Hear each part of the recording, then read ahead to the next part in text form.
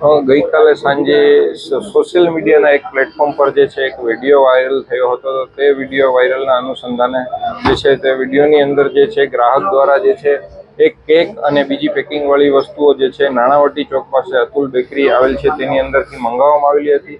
આ વસ્તુઓની અંદર કેક જે છે તે વાસી અને બીજી જે પેકિંગવાળી બધી વસ્તુઓ છે તે એક્સપાયરી ડેટવાળી માલુમ પડેલ હતી.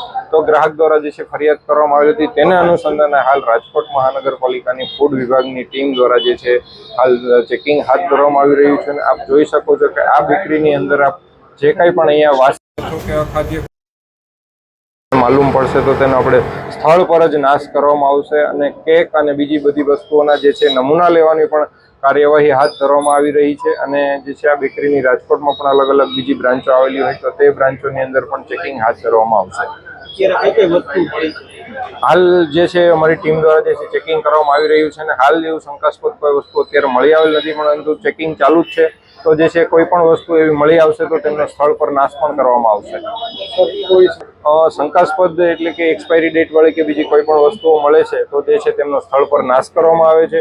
પ્લસ જે છે તેમના નમૂનાઓ લેવાની પણ કાર્યવાહી કરવામાં આવે છે. નમૂના લઈને જે લેબોરેટરીમાં મોકલી આપવામાં આવશે. તેમનું જે કાંઈ પણ રિઝલ્ટ આવશે તેના અનુસંધાને એજ્યુડિકેટિંગની કાર્યવાહી પણ કરવામાં આવશે.